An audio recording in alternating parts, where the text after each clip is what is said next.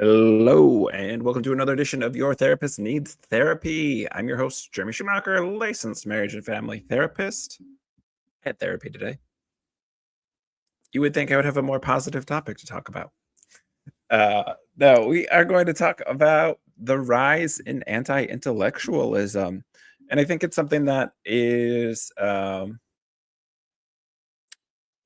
news to a lot of people. I think a lot of people are aware of this, even if it's not how they would term it. I think when we look around and see people who are talking about the loss of learning that happened with COVID, what triggered this topic for me as a podcast topic was a couple different headlines I saw about the Flynn effect and how the Flynn effect is this idea that each generation is smarter than the other one. It uses IQ, and it measures IQ in a couple different ways because IQ is not in and of itself a useful measure. That each generation is about a standard deviation smarter than the previous generation. And I was thrown when I saw these articles because I was pretty sure the Flynn effect was already disproven. And so, what was going on in the lack of free access to information that is now the internet, where this was popping up in my algorithms? And so, it was like, wait, why is this thing that I'm pretty sure isn't a thing suddenly disproven? And what a weird question to ask. And so I want to dive into why we're dumb. We're all dumb and getting dumber.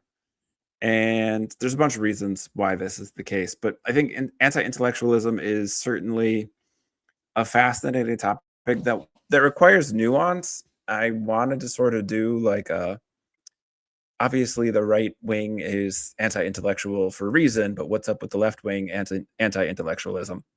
But I think that is oversimplifying things in a way that would be disingenuous of me and also clip really poorly. Um, I have a bunch of new subscribers and viewers from complaining about the Necessary Conversation podcast and why it is harmful. And I just saw all these like bad faith arguments from what are probably a bunch of leftists, right? People who are watching a show that is ostensibly putting on display the worst of mega talking points in real Oklahomans and people defending it. And so there's certainly like a rise in anti-intellectualism. There's a huge rise in anti-expertise.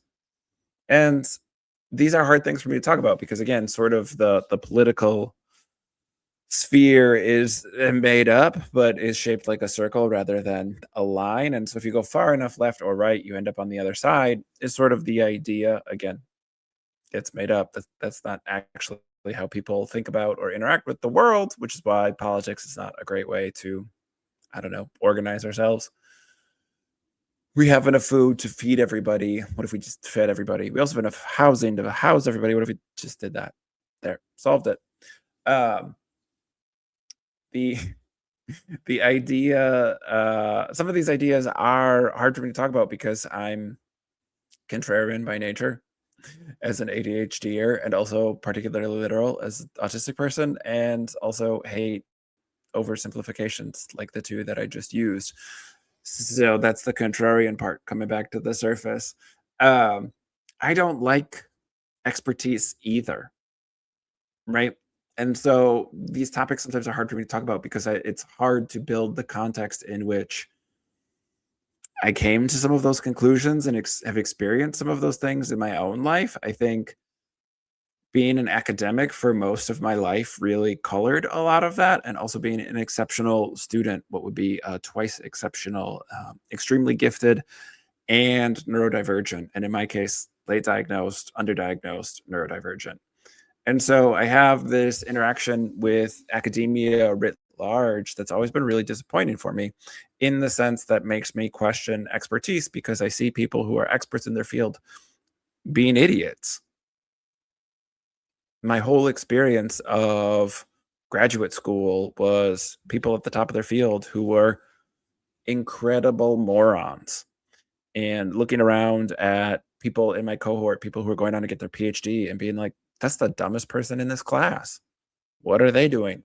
going to get their doctorate, avoiding interacting with real people and just staying in academia. And so I'm critical of modern academia. I'm critical of old-timey academia, which is just a bunch of white dudes jerking each other off instead of anything that would actually qualify as science now.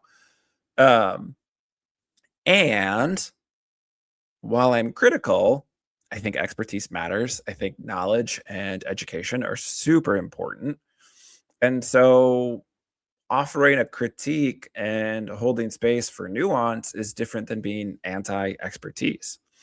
I also have a hard time talking about this stuff specifically because I don't like referring to myself as an expert. I come from a collaborative language model of therapy, um, in which we maintain a stance of not knowing, and that's work and effort, and it's not what everybody wants in therapy, certainly, but also um, it's work to not be the expert. We're not coming in with expertise, and so I don't like using that language, but I'm going to use it today for the podcast to make it simpler, because one of the issues with collaborative language therapy is language is relational and it is co-constructed, and in a podcast in which I'm recording by myself, I can't do that.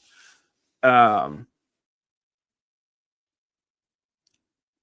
So, all that is to say, this is a topic that I'm deeply aware of and I don't love talking about for a couple of very specific. Jeremy is bad at talking about this topic because Jeremy has particular hangups on language more than it's something that I don't engage with on a regular basis.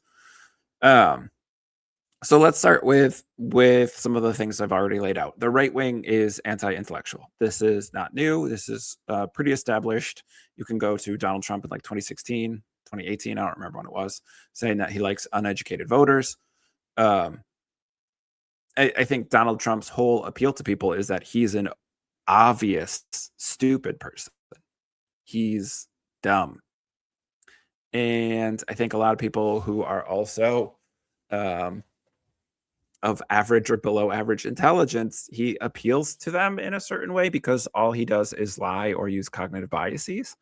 And we all have cognitive biases. And so if you want to use sort of a universal language for people, using cognitive biases is a simple way to do that. Simplifying complex things is appealing to our brain, even if it's wrong. And so people are drawn to what he simplifies, even though it's wrong, even though it's harmful, even though it gets people killed, because it's simple, right? It's the WWE Hall of Fame nature of his success is that, like, there's something appealing to humanity to chant something with a bunch of other people. So lock her up became this rallying cry, even if it was never going to happen and wasn't based in reality. That simplicity is appealing. And the reason I bring up pro wrestling is, one, because he's a grifter, just like Vince McMahon, and also a sexual abuser, just like Vince McMahon. But like the carnival nature of it, we're putting on a show for entertainment. It doesn't need to be real. It's just looking real. These pro wrestlers aren't fighting each other. It looks like a fight. They are hurting each other sometimes because you can't fake certain things in pro wrestling. And it's in a show. We're making it as safe as we can. The ring game, toss game you play at a carnival, get the big bear. Those games are rigged. We know it. And it gives the illusion, the perception of being a game, a playful thing that you can earn, right? You can win it. And so there's that sort of grifty nature to it all. And I think understanding Trump through that lens is really important in understanding his appeal. It is an anti-intellectualism of oversimplifying things, even if it's wrong, if we say it with enough confidence. And it's not unique to Trump. Stephen Colbert did the Colbert Report. I mean, this show was on air for I don't know how many seasons as a satirical right-wing talking head news show, and it starts with the concept of truthiness, is that something doesn't need to be accurate for me to feel like it's true, and that's all that matters. But really, where this goes back to is Paul Weyrich and the moral majority in the 70s, understanding that desegregation was not a winning conversation anymore, was not a political rallying cry because it just made you look racist, because it was. And they had to shift to get people to come in. And they said an uneducated populace is what we're going for. We want fewer people voting, and we want those people to be voting to not be well informed on the issues. because conservatism as a concept is convincing people to vote against their own best interests. This is about concentration of wealth to the very few and not having much oversight on that. And so convincing people to vote against their best interest requires them to be not well educated. And so the Republican Party here in America and authoritarian right wing groups across the world, you can look at Viktor Orban, you can look at Putin, you can look at some other people who are anti education, anti the free flow of information. If you want to control the masses, controlling information is part of that. And we know this through cultic studies, right? When we look at people who are leaving cults, cults are in control. We use the BITE model, which is behavior, information, thought, and emotion. We're controlling all of those things, but certainly all cults are controlling all those things to different degrees. But information control is huge. If you were raised in Scientology, you had a different version of the internet, and that was only after they realized they couldn't keep the internet from people forever, which is what they had tried to do in the early 2000s. And so information control is huge. The Catholic Church has done this for millennia, right? And extremist group and fundamentalist groups have their own publishing houses. They have their own way to share information and limit what information people have access to. And so that information control is really important in limiting people's access to making well-informed decisions. Obviously, a well-informed decision needs information, but engaging in critical thinking skills and making a well-informed decision, you can't do that when you have sort of a trickle of information, even though all that information is out there and available. And so that's not what the podcast is about today, but just as an aside, that is why I think the decline in church attendance is so rapid and coincides with the internet becoming a thing, is because so much information became available to people in such a short amount of time. And that will only continue if we maintain the free access to information on the internet, which is what the tech oligarchs are actively working against. And so, again, right-wing, authoritarian, and just conservative movements are all against education. They want people to not be well educated because the things that they are running on are not popular ideas. Which is where like propaganda comes in and all of this stuff. But propaganda works better if you have people who are not well educated. Right? Like Lock Her Up's a really good example of that as a rallying cry, when that was never something that was going to happen. And, not even a full decade later, we have Project 2025 and Trump just saying, I'm not going to do that. I've never read it. I don't know what's in it, which was probably true. That probably wasn't a lie. That man hasn't read 900 pages probably ever. I'm skeptical about his ability to read and retain information at this point in his dementia. So the idea that we went from I can say something fantastical because it's an easy chant to less than a decade later, I can just outright lie, even though there's a ton of evidence to the contrary, shows like a decline in critical thinking skills in the mass population, but also in the news media, which again continues to be captured. And if you're like, where's this all going, Jeremy? Spoilers. Capitalism is making us dumber. Because of course, right? Of course, that's the answer. And also, of course, where I'm taking this. But the anti-intellectualism isn't just a right-wing problem, although it is a feature there, right? The right-wing ideology is anti-education because it is anti the free flow of information, because it does not want people to be making well-educated decisions. They are easier to control. Propaganda works better, and we can move them not in some sort of Illuminati way, but in some sort of like propaganda way that is just a lot easier when they don't have access to information and they don't have good critical thinking skills. So it's not just information flow, but also cutting education, whether that's cutting funding, whether that's giving funding to, false historians, like the guy who does the ARC experience. I forget his name off the top of my head. And an attack on actual expertise. And so filling the government with sycophants and loyalty people instead of actual experts creates this idea that like it's okay to be anti-intellectual, anti-expertise. Like RFK Jr., I think is also a stupid person. Hard to tell what level of brain damage he has. in a signed affidavit by himself, he admits to having brain damage and cites it as a reason why he can't pay full child support is because his brain capacity has deteriorated since getting the brainworm. Like, I know we all like to joke about that, and if it wasn't causing harm, would be really funny. If this had been a failed presidential run and he wasn't actually in a position of power, it'd be very funny. But the reality is that he really did cite that himself as a decline in his cognitive function, and that was over a decade ago, right? Almost two. So this is somebody who's had a deteriorating brain for a long time, not just in the way that all of our brains past a certain age are deteriorating, but like actual brain damage. Um, and I don't think he probably was as good of a student as his academic career would show. He does have a law degree, so like some basic competence in the education system. Although with a name like Kennedy, you could just get passed through everything. There's a certain level of wealth that just gets you things instead of actually having to learn or grow in any way, shape, or form. But he does have a law degree, and he was working in the legal field for a while. Again, this is where my critique of expertise comes in, where it isn't a default trust thing. It is a probability that somebody with a certain degree, somebody with a certain license to practice a profession, includes some degree of practical skills and some degree of education. It is more likely that somebody with those things can perform those tasks in that realm better than somebody without. Doesn't mean it's true all the time. We're talking about probability, making it more or less likely. And so expertise doesn't mean they're right all the time and that their word is beyond reproach or beyond questioning. It just means that it's more likely to be coming from a well-educated place, is more likely to be accurate based on that well-educated place than not.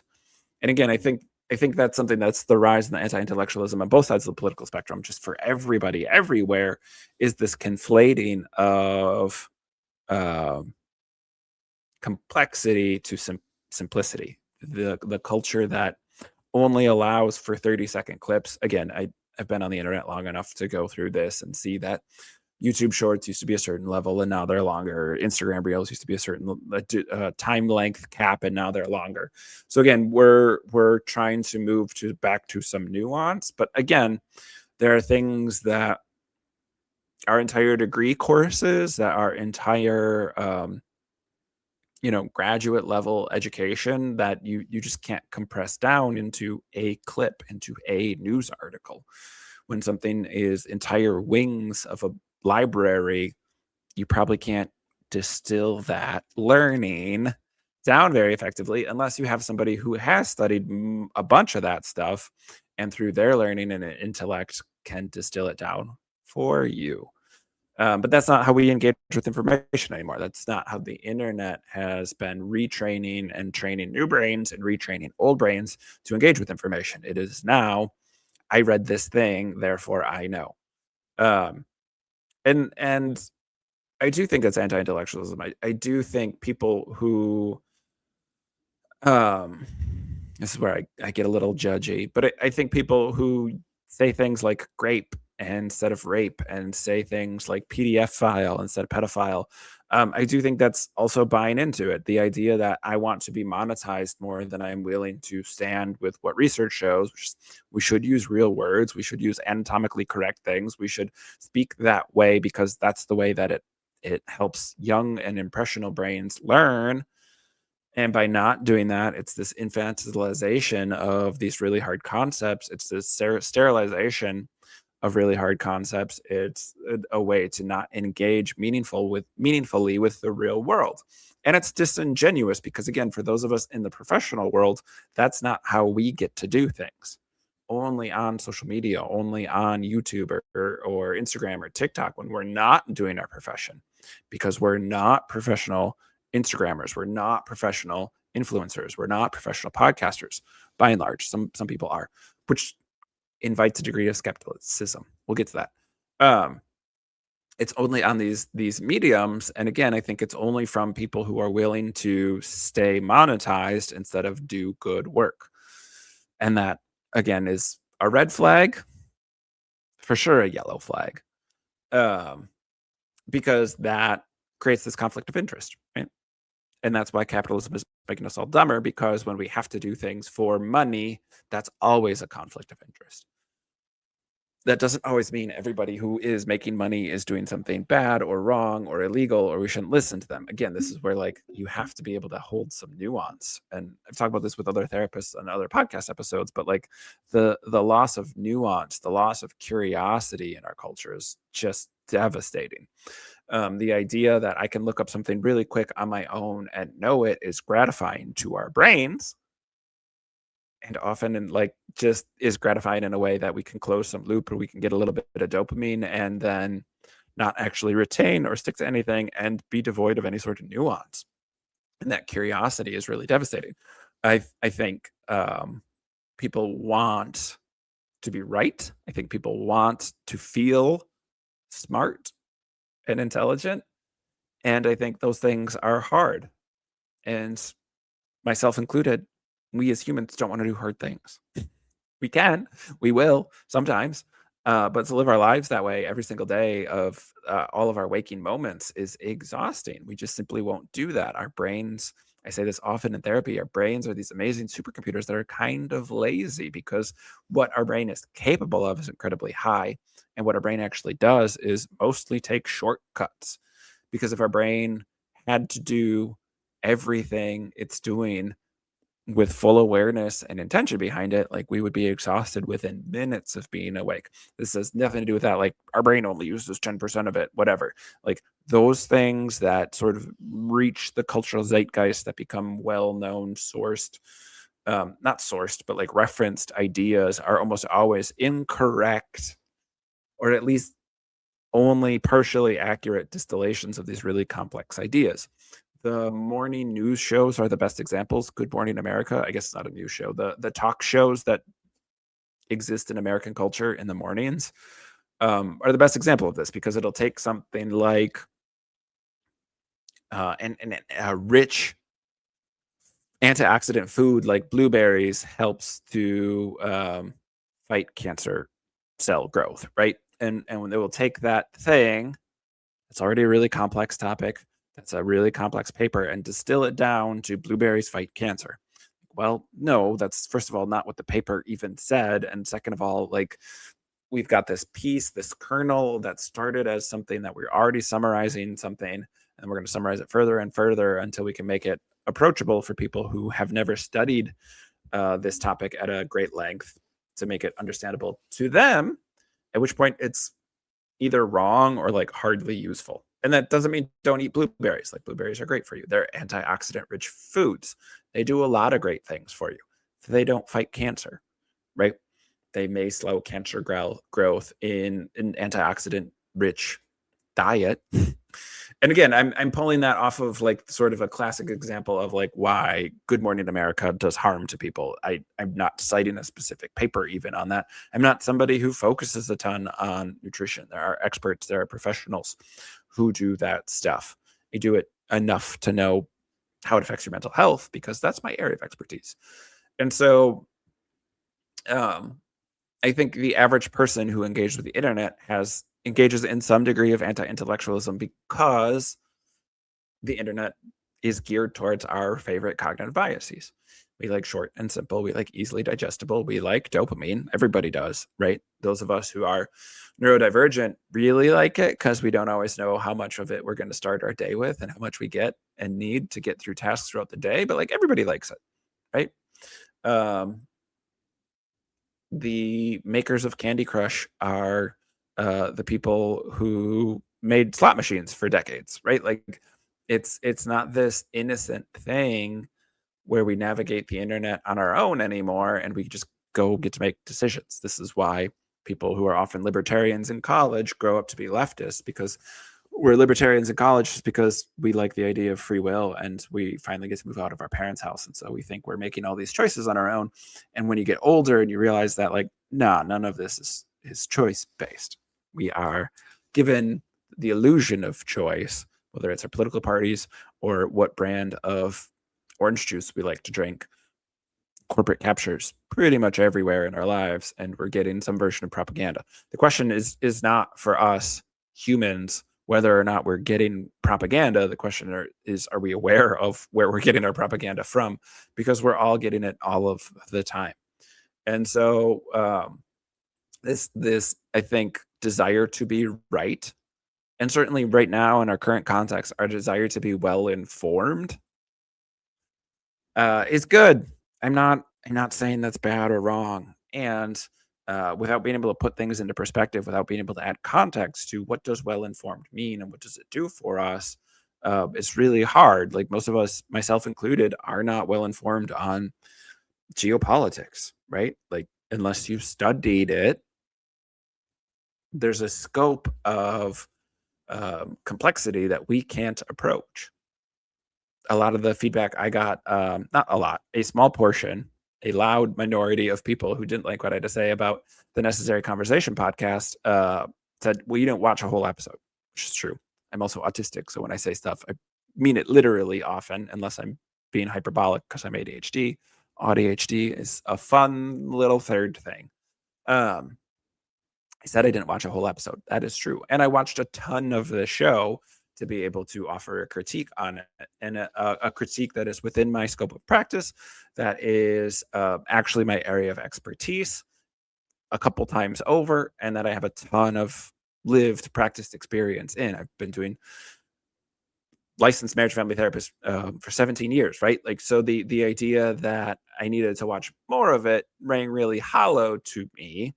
And it was people who were fans of the show not disagreeing with anything I said about how and why that show was harmful, but just being mad that I didn't like the show that they liked. And so again, there's also a identity culture about a lot of this stuff, in that not only do we have much rigorous epistemology, how we know what we know, right? The epistemic sort of approach to knowledge, the study of it, it's just a fancy word for how we know what we know. And so not only do too many of us not have an idea of what that is for us, a school that we adhere to, an idea, a philosophy, a sort of overarching ethos that we stick to. Um, but we also have these other cognitive biases that come in, and in-group out-group bias is one of them. I like this thing. Somebody said something mean about it. I'm going to not like them. And again, like on a basic level, we all have that to some degree pop up in our lives regularly. Cognitive biases for humans exist often. We're dealing with these things on a daily basis. And if we're not actively aware of them and actively working against them, we're going to fall for them because they're very simple shortcuts that our brain likes. Our brain likes to find something that is efficient because our brain is doing a lot of things with not 10%, but like with limited capacity from a true resource perspective. At some point, our brain needs to rest. At some point, our brain needs fresh oxygen. At some point, our brain needs to clean itself. It happens when we sleep. So, like, all these things are limited not through some shitty study you heard about one time on the news, but through an actual resource management perspective. And so the brain takes shortcuts. They all do. Mine does. Yours does. Everybody who's tuning in, everybody who agrees with things I say, everybody who disagrees with things I say, it doesn't matter. We're all prone to making cognitive errors because cognitive biases exist constantly. And so it's something that I think everybody has to work against. And what happens is we sort of get replaced with sort of this idea of identity, belonging in this in-group and out-group, and with oversimplistic black and white thinking. And again, some of this stuff is really easy for me to recognize because A, I've had to work through it myself and still do. It's an ongoing process. And B, for neurodivergent folks, black and white thinking is really common, or 10%, 110% is how I refer to it often, because that's how my brain tends to approach it. It's not this or that. It's not either or. It is a matter of scaling, and I don't do 75%. It's 10%, 110%. But it does lead to oversimplification. It does lead to some sort of dualistic thinking that often isn't there. Often there's a great deal of complexity that people just don't engage in. And like any culture war issue is easy to pick, like gender. I don't want to call it an argument because again, one side is just factually wrong. But sort of like the transphobia culture warrior folks who are like there's only two genders or only two sexes or however they try and semantically change it to feel like they're more aligned with science. Like science just simply doesn't say that. Like sex is this really complex sex as in like what sex is a creature is this really complex sex as an activity. Intercourse also is complex. But what sex is a creature as in male, female, or other. There's a ton of other in nature, in other species, in primates, in mammals, in humans, in amoeba, in everything. Like it, there's not two, there's a bunch. We're still learning how and why some of that works the way it does. And so the idea, the anti-intellectual movement, like requires that people don't study these things with any degree of complexity. And what replaces expertise is smart sounding stuff. And so when people start talking about chromosomes as XX or XY, and like again, if you don't know that, that person who's talking about it sounds smart because they know more about it than you. And yet anybody who's taken a higher level of biology than just high school knows that like, yeah, that genetic printing, I'm putting in quotes here. It's a podcast. You can't see that unless you're watching on YouTube. What's up, YouTube peeps? It isn't printing like our printer prints. I mean, it's printing like my printer prints, which is it drops a bunch of letters randomly and runs out of ink and like prints off color because I can never remember to order ink. And things are streaky and weird. And that's like mechanical printing, but like genetic printing is this messy thing. Whereas like, is that an X or a Y? It's not always super clear, which leads to genetic variation. And so it's again, when we simplify genetics, super complex topic, to what we can teach to a high school sophomore, we're obviously oversimplifying things and missing a ton of nuance. And with so much love in my heart, a bunch of sophomores in high school are really bad at biology, right? Like distressingly so. And it's one of those things where it's like, right, even if you have a high school knowledge of biology, that's like not enough to comment with any sort of authority on this topic. You're uninformed on this topic. And I think with the rise of the internet, and I think we'll continue to get worse with AI, sounding smart has replaced actual expertise. And I don't think a lot of experts like to be doing stuff like this. I don't particularly like to be doing this. If we didn't have Joe Rogan and Jordan Peterson and people like that swaying young people's minds, I don't know that I would have a podcast. I don't know that I would have a YouTube channel. And that's not to say that everything I put out is great and awesome. Sometimes I'm just doing song reviews because these things also serve as some sort of creative outlet for me. But like a lot of experts are brilliant people who like doing the work that they do, and they aren't educators. They aren't teachers. They are certainly not online influencers. Some of the medical professionals who do podcasts and do them well have that gift of creating content. They like to teach, they like to educate, they like to interact with other people.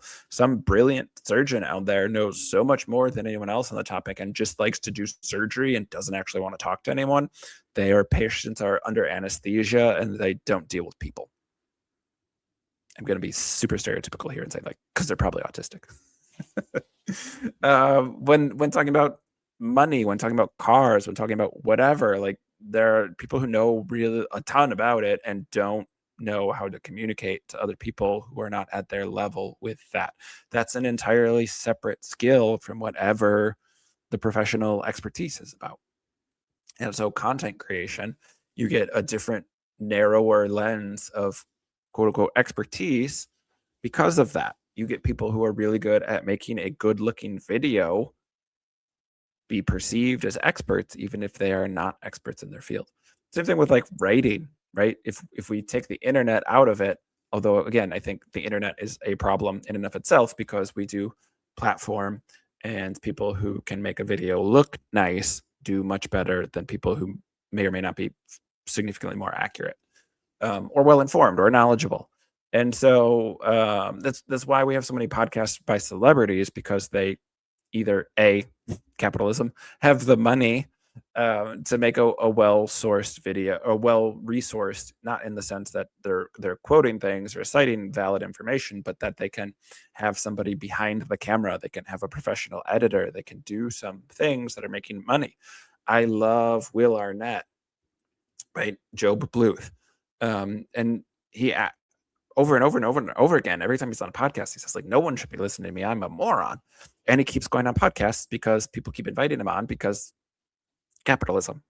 It's infuriating. Uh, so there's the hyper promotion of things that look like they're done professionally versus actually being a professional.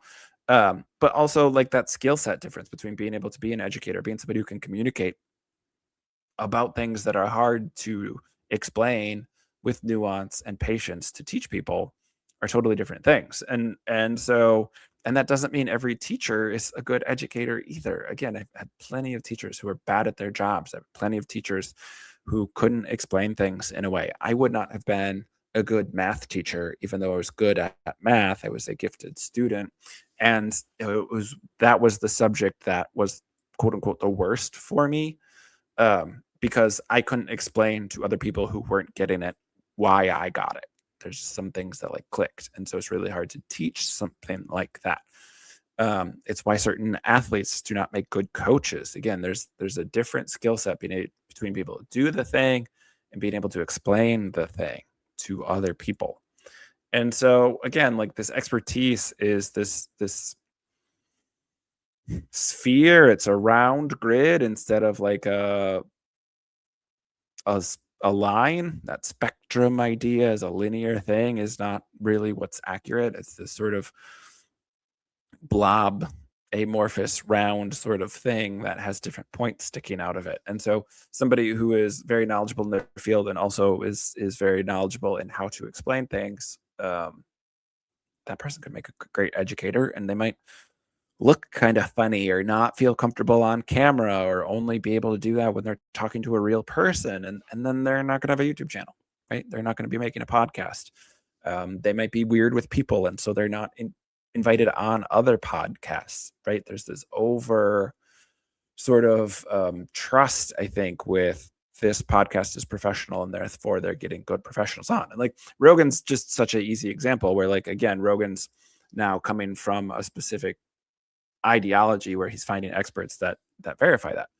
And like that's the RFK was trained as a lawyer sort of thing. That's what a lawyer does. I need to prove this point. Let me go out and find evidence of it. That's not what science is. Science is, how does this thing work? Let's test it and test it and test it until we have limited enough variables to feel confident that we have a causal relationship. And that's messy and unrewarding and often like deeply complex, right? Where I can cite the Flynn effect. That's what started all this. And like, it's not true. You all know the Dunning-Kruger effect, right? Skip a bit so you can all go, I do know that one. That's where people who are not educated on a topic always vastly overestimate their expertise on the topic. And guess what? The Dunning-Kruger effect has been proven to not be a real effect. It's just a quirk of some data, and it was wrong. Right? Bummer, because we like that one. My favorite piece of research is that showing someone evidence of something will not get them to change their mind. And it's like, because naturally our brains go, nah, come on, that can't be true. Right, exactly. The research proves itself. It's lovely. I'll be really bummed if that research ever is proven to be false, but so far still holds up. But again, like critical thinking skills, I think are what is really missing here. The way that we engage with media, we talk about media literacy being really low, and it is. But critical thinking skills have been hampered by capitalism for a long time because there's corporate capture even in the education system. The people who write the ACT are also the largest publishers of textbooks. Like that's a problem when we're using that to decide who gets to go on to college and who gets to have some upward mobility in their life or not. Like that isn't a good system. Other countries have done away with that. They've gotten rid of private schools so that the wealthy people have to send their kid to the same school as somebody who's less wealthy.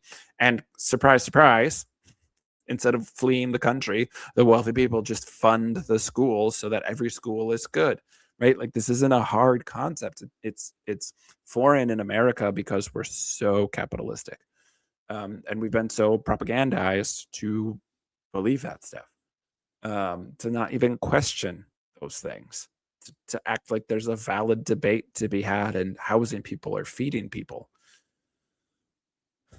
So like this is a really frustrating topic, and it's one that I have to come back to a lot because I see even well-meaning people, even people that I like, myself included, I like me, uh, are fallible, right? We fall short because it's so hard to get this right all the time. Our brain takes shortcuts whether we want it to or not. And so having like an ethos, having a knowledge system that we use, having standards in how we assess things, being trained in knowing what cognitive biases are and how to work through them and work against them, having cognitive thinking skills, critical thinking skills that we practice, that we engage with, that we use regularly so they stay fresh. Those are skills that we can practice and get better at. But like, again, where, who's teaching that? Where do we learn that stuff? Not very many places unless we've had to, right? Like a lot of that stuff I did because I studied psychology. A lot of stuff I did because I left religion and was like, wait, I'm a clever person. Why was I in this very stupid thing for so long? So unless we've necessarily had reason or opportunity to study these things at length, it's just not inherently natural. We're self-aware mammals. We want to be out in a field somewhere doing repetitive tasks, picking bugs off each other. The pursuit of knowledge is a relatively new one. And again, like there's active people who are working against that. And like a lot of them, right? Like capitalism is a bad system and like authoritarianism is a bad system, and it's a really bad system when those things are paired. So the techno fascists are real not great people because they also vastly overestimate their own intelligence. Curtis Yarvin, moron, right? Like it's okay if you don't know who Curtis Yarvin is. I'm jealous if you don't know who Curtis Yarvin is. I would like to go back to a time and place in my life where I was less aware of these things. But ignorance is bliss until they take your bliss away, and you're just left being an idiot. So,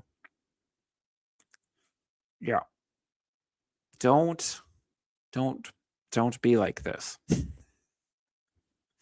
I don't have a convenient wrap up here today.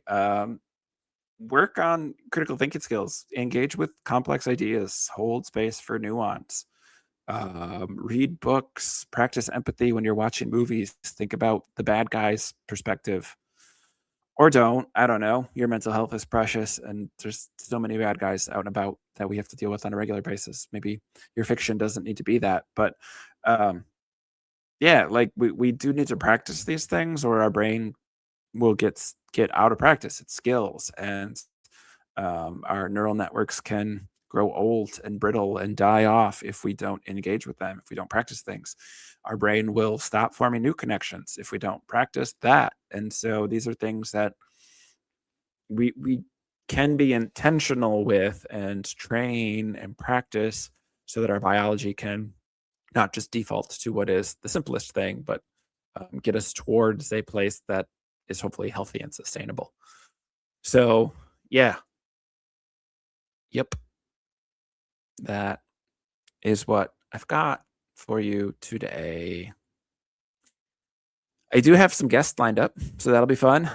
Speaking of nuance and learning new things, it's not just me all the time. Hooray.